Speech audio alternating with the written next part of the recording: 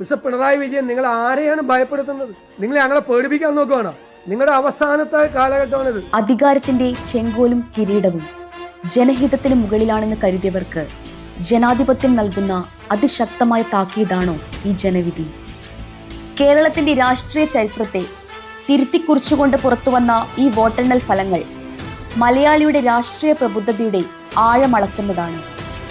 വികസനത്തിന്റെ തിളക്കമുള്ള വാഗ്ദാനങ്ങൾക്കപ്പുറം പ്രായോഗികമായ മാറ്റങ്ങൾക്കും ജനകീയ പ്രശ്നങ്ങൾക്കുമാണ് വോട്ടർമാർ മുൻഗണന നൽകിയതെന്ന് ഈ ഫലങ്ങൾ ഓരോന്നായി അടിവരയിടുന്നു.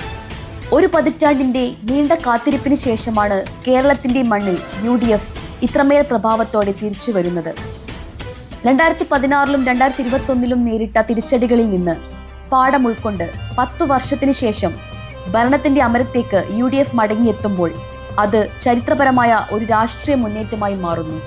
തുടർച്ചയായ മൂന്നാം മൂഴം സ്വപ്നം കണ്ട ഇടതുപക്ഷത്തിന്റെ കണക്കുകൂട്ടലുകളെ തകർത്തെറിഞ്ഞ് 140-ൽ 102 സീറ്റുകൾ നേടിയ ഈ മുന്നേറ്റം സമാനതകളില്ലാത്തതാണ്. ഈ വിജയം വെറുമൊരു അധികാര കൈമാറ്റമല്ല, ജനങ്ങൾ നൽകിയ കരുത്തുറ്റ ഒരു വിശ്വാസമാണ്. 102 സീറ്റുകളുടെ ഈ ആധിപത്യം ജനഹിതത്തിന് വിട്ടുവീഴ്ചയില്ലാതെ കാവലിരിക്കേണ്ട ഒരു പുതിയ തുടക്കമാണ്. ഭരണകൂടം ജനങ്ങളിലേക്ക് മടങ്ങിയെത്തുന്നു എന്ന വലിയ ഉറപ്പോടെ കേരളം ഈ ചരിത്രപരമായ മാറ്റത്തെ നെഞ്ചിലേറ്റുകയാണ്. 100+. നിങ്ങൾ നോക്കിക്കോ, പറഞ്ഞ കേൾക്കുക.